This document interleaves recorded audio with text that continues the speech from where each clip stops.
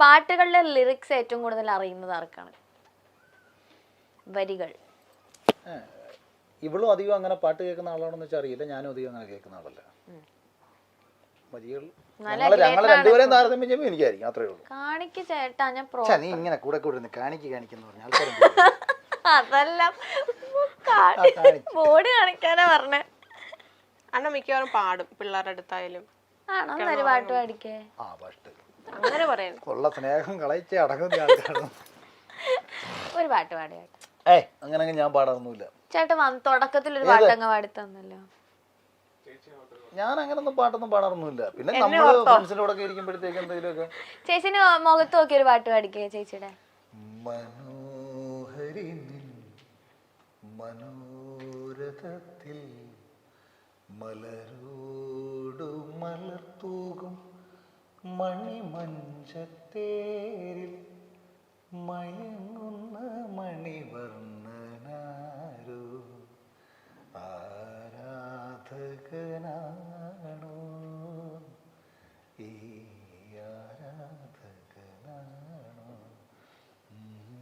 കണ്ണടച്ചാ പാടിയ നോക്കാതാ പാടിയ. നോക്കിക്കഴിഞ്ഞാൽ അങ്ങനെ പാടാൻ പറ്റും. അടിപൊളി. നോക്കിക്കഴിഞ്ഞാൽ പാട്ട് മാറ്റിട്ട് വരും.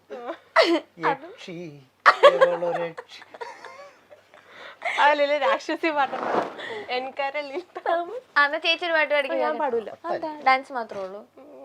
ഇത് ഇച്ചിരി വോയിസ് ഒക്കെ ഒന്ന് കറക്റ്റ് ആയിട്ടൊന്ന് ബാലൻസ് ചെയ്തിട്ട് വേണേ പുറത്ത് വിടാൻ. എഡിറ്റ് ചെയ്ത്. ഓക്കെ.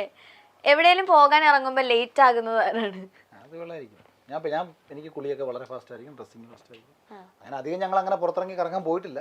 പിന്നെ എവിടെങ്കിലും ഒക്കെ പോകുമ്പോൾ ഇവളായിരിക്കും. Action start. The end. ഇന്ന് പോയേ. ചോദിക്കട്ടെ, വിയേർഡ് ആയിട്ടുള്ള കോമ്പിനേഷൻ ഫുഡൊക്കെ ട്രൈ ചെയ്യാൻ ആർക്കാണ് കൂടുതൽ ഇഷ്ടം? വിയേർഡ് അതായത് ഇപ്പോ ചപ്പാത്തിയും ഏത്തപ്പഴവും. അയ്യോ അങ്ങനാണെങ്കിൽ അത് ഞാനാ. അതെന്തൊക്കെയാ ചേട്ടാ? നീ പറഞ്ഞ ഞാൻ ഇപ്പൊ ചപ്പാത്തിയിലൂടെ പഴമാണ് കഴിക്കുന്നത്. ചപ്പാത്തി പാല്, ചപ്പാത്തി പഴം, അതൊക്കെയാണ് ഞാൻ കഴിക്കുന്നത്. പുട്ടും ചോറും ചായ. പുട്ടും പഴവും കൂടെ ഇളക്കിയിട്ട് അച്ചാറും കൂട്ടി കഴിക്കും. എനിക്ക് ഭയങ്കര ഇഷ്ടമാണ്. മീനാച്ചാറുള്ള സമയത്ത് ഞാൻ മിക്ക ദിവസങ്ങളും ഞാൻ രാത്രി ഞാൻ പുട്ടും പഴവും മീനാച്ചാറും ആയിരുന്നു കഴിക്കുന്നത്. ഞാൻ ബിഗ് ബോസ് ഹൗസിൽ ഒരിക്കൽ പഴം വന്ന സമയത്ത് ഷീച്ചൻ്റെ അടുത്ത് ഇവിടെ കൊണ്ടുവന്ന മീനാച്ചാറും കൂട്ടി ഞാൻ ഷീച്ചോണ്ട് ഞാൻ മാടി നോക്കാനല്ലോ സൂപ്പർ നന്നായി. ഇതൊക്കെ പായസവും അച്ചാറും അതിന് ഒരുപാട് ഒരു കഴിക്കുന്നതാണ്. മധുരവും ഈ എരിയും കൂടെ മിക്സ് ചെയ്ത് കഴിക്കാൻ എനിക്ക് ഭയങ്കര ഇഷ്ടം. ഓക്കെ. ആരാണ് പൈസ കൂടുതൽ സേവ് ചെയ്യുന്നത്? അന്നത്തെ കാര്യം ഇല്ല. പിന്നെ രണ്ടുപേരും മുണ്ടാലും സേവ് ചെയ്യാറില്ല. ഓരോ മാസവും ഞാൻ എങ്ങനെ കഴിഞ്ഞു പോയെന്ന് എനിക്കും ദൈവം ഇനി ഞാൻ എങ്ങനെ ഇത്ര അടിച്ചു പൊളിച്ച് ചെയ്യും.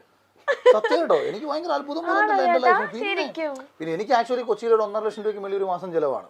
കാര്യം വണ്ടിയുടെ CC 32,000 രൂപ വണ്ടിക്ക് CC അടയ്ക്കണം, 22,000 രൂപ ഫ്ലാറ്റിന് റെന്റ് അടയ്ക്കണം, മുകളിലൊരു ഫ്ലാറ്റ് ഉണ്ട് കഥ എഴുതാൻ വേണ്ടി എടുത്തിട്ടേക്കണം, അതിന് 12,000 രൂപ അതിനടയ്ക്കണം.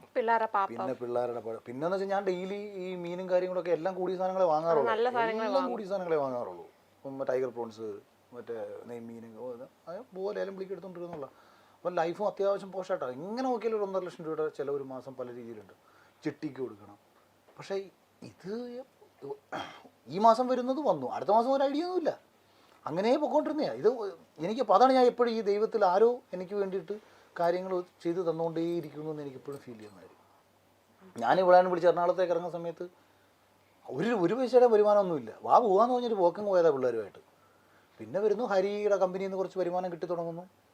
ഹരീഷ് എനിക്ക് മാസം ഒരു ചെറിയ പൈസ തരുന്നു. പിന്നെ ഇങ്ങനെ ഫ്രണ്ട്സ് ആരെങ്കിലും ഒക്കെ തരും. കാനഡയിൽ അനീഷ്, അവരൊക്കെയാണ് ഇങ്ങനെ കൂടെ പൈസ തരുന്നത്. ഇവന്മാരെല്ലാവരും കൂടെ കുറേ പൈസ പലപ്പോഴായിട്ട് തന്നിട്ടൊക്കെ ഉള്ളത് എടുത്ത് നമ്മൾ ജീവിച്ച് പോയി എന്നുള്ളതാണ്. ഓക്കെ, അത് പിന്നെ സംഭവിച്ചു. ഇപ്പം ബിഗ് ബോസ് സംഭവിച്ചിട്ടുണ്ടെങ്കിൽ വേറെ എന്തെങ്കിലും സംഭവിക്കുമായിരുന്നു എന്നാണ് ഞാനും വിചാരിച്ചു. ഓക്കെ. ഇപ്പം ലേലം വിളിക്കാൻ പോയോ ബിഗ് ബോസ് ഹൗസിൽ നിന്ന് ഇറങ്ങിയിട്ട്? എന്തിൻ്റെ? മീൻ വാങ്ങാൻ തുടങ്ങാൻ പറ്റുന്ന അവസ്ഥയല്ലേ. അത് ഹരി കഴിഞ്ഞ ദിവസം പറഞ്ഞു, അളിയൻ വരുന്ന ഏറ്റവും വലിയ പ്രശ്നം അളിയന് മീൻ പിടിക്കാൻ പോകാം, ലേലം പിടിക്കാൻ പോകാൻ പറ്റത്തില്ല. രസമുള്ള പരിപാടിയാണ്. ഓക്കെ. ഓവർ തിങ്കിങ് കൂടുതൽ ആർക്കാണ്? എനിക്കായിരിക്കും. പക്ഷേ അത് പോസിറ്റീവായിട്ടുള്ള കാര്യങ്ങൾക്കാണ്. എന്ന് വെച്ചാൽ എന്താണ് ഓവർ തിങ്കിങ് എന്നല്ല പറഞ്ഞത്, പ്രോപ്പർ തിങ്കിങ് എന്ന് വേണമെങ്കിൽ പറയാം. പ്ലാനിങ് ബിഗ് ബോസിനകത്ത് ഉള്ള കണക്ക് തന്നെ പ്ലാനിങ് എനിക്ക് ലൈഫിനകത്ത് എല്ലാ കാര്യങ്ങളും ഉണ്ടാവും. നമ്മൾ ഈ സംസാരിച്ചുകൊണ്ടിരിക്കുമ്പോൾ ഞാൻ പറയുന്നത് നിങ്ങൾ പറയുന്നത് നിങ്ങൾ എഡിറ്റർ എന്ത് ചിന്തിക്കുന്നു, ഇതിൽ ഏത് കട്ട് ചെയ്ത് പോകുന്നു, ഏത് എങ്ങനെ പോകുന്നു, അതിന് ഏത് ടാഗ്ലൈൻ വരുമെന്ന് എനിക്ക് കൃത്യമായിട്ട് അറിയാം. കേട്ടല്ലോ എന്റെ അണ്ണൻ പറയേ. എനിക്കറിയാം. കാര്യം ഞാൻ ഒരു പക്ഷേ ഞാൻ ചിന്തിക്കുന്ന ഏറ്റവും ബെസ്റ്റ് ടാഗ്ലൈൻ നിങ്ങൾ കണ്ടുപിടിക്കില്ല എന്നുള്ളതേ ഉള്ളൂ. പക്ഷെ നിങ്ങൾ കണ്ടുപിടിക്കാൻ പോകുന്ന എല്ലാ ടാഗ്ലൈനും എനിക്കറിയാം. ഞാൻ പറയുമ്പോൾ തന്നെ എനിക്കറിയാം ഇത് ടാഗ്ലൈൻ. എനിക്കത് മനസ്സിലാവും. അത് പണ്ട് ഞാൻ ഫേസ്ബുക്കിൽ എഴുതുമ്പോഴും എനിക്കറിയാം. ഞാൻ ഫേസ്ബുക്കിൽ റൈറ്റപ്സ് ഞാൻ എഴുതി വരുമ്പോൾ ഞാൻ എഴുതുന്ന എഴുത്തിൽ എന്തൊക്കെ ചോദ്യങ്ങൾ വരുമെന്ന് എനിക്കറിയാം. ആ ചോദ്യങ്ങൾക്കെല്ലാം ഉത്തരം കൊടുക്കാനുള്ള അറിവ് എനിക്കുണ്ടായിരിക്കണം. അഥവാ ഞാൻ എഴുതി വരുന്നതിൽ ഒരു മറുചോദ്യം വന്നത് ബ്ലോക്ക് ആവുന്നുണ്ടെങ്കിൽ ഞാൻ എഴുത്തിനെ ആ ഉത്തരത്തിലൂടെ തന്നെ ഞാൻ കറക്കി വളച്ചെഴുതും. അപ്പോൾ ആ ചോദ്യം ചോദിക്കുന്നതിന് തന്നെ അത് എൻ്റെ എഴുത്തിൽ ഉത്തരം ഉണ്ടായിരിക്കും. അങ്ങനെ ഞാൻ എഴുതും. അത് മുമ്പും അങ്ങനെ തന്നെയാണ്. കൂടുതൽ നേരം ഫോണിൽ കുത്തുന്നതാരാണ്? ഞാനോ? ഫോണൊക്കെ അങ്ങോട്ടും ഇങ്ങോട്ടും നോക്കാറുണ്ടോ രണ്ടുപേരും? എന്റെ ഫോൺ കൂടെ വിളിച്ചുമ്പോ എടുത്ത് നോക്കും. ഒന്നും അതിനകത്തൊന്നും കിട്ടാനില്ല. ഞാൻ നോക്കിയപ്പോഴത്തേക്കുണ്ട് ഒരു പെണ്ണ് ഇപ്പോഴൊന്നുമില്ല സിനിമ എടുക്കുന്നത്. ഏതെങ്കിലും പെണ്ണുങ്ങൾക്ക് അഖിൽമാരുടെ അക്കൗണ്ടിൽ നിന്ന് മെസ്സേജ് വന്നിട്ടുണ്ടെങ്കിൽ ഞാനാണ് പരിപാടി. അതാ ഞാൻ ഇവിടെ വഴക്കുണ്ടാക്കും. നീ എന്തിനാണ് പെണ്ണുങ്ങൾ ചേട്ടാ ചേട്ടാ എന്നൊക്കെ പറഞ്ഞു കഷ്ടമല്ലയോ എന്തോ മോളെ എന്നൊക്കെ പറഞ്ഞു ഞാൻ അങ്ങോട്ട് ഒരു ലവ് ഒക്കെ അയച്ചു കൊടുക്കും.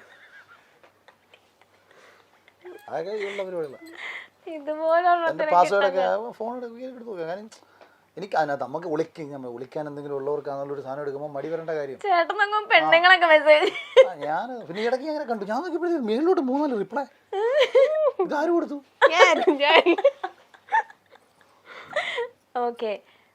അത്രേ ഉള്ളൂ, കഴിഞ്ഞ്. ബിഗ് ബോസ് മലയാളത്തിന്റെ ടൈറ്റിൽ വിന്നറായി നമുക്ക് എല്ലാവർക്കും അറിയാവുന്ന ആളാണ് അഖിൽ മാരാർ. ബിഗ് ബോസിലേക്ക് മത്സരിക്കാനേ വരത്തില്ല എന്ന് പറഞ്ഞ അഖിൽ മാരാർ ബിഗ് ബോസിലെത്തുകയും അടിപൊളിയായിട്ട് മത്സരിക്കുകയും പിന്നീട് ആ ട്രോഫി കൊണ്ടങ്ങ് പോവുകയും ചെയ്തിട്ടുണ്ട്.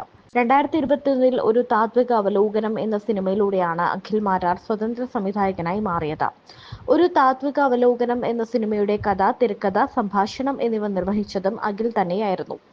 എഴുത്തുകാരൻ കൂടിയായ അഖിൽ അവശേഷിപ്പുകൾ എന്നൊരു പുസ്തകം എഴുതിയിട്ടുണ്ട്. സിനിമയോടുള്ള അതിയായ മോഹം കൊണ്ടാണ് അഖിൽ സിനിമയ്ക്ക് പിന്നാലെ സഞ്ചരിച്ചു തുടങ്ങിയത്.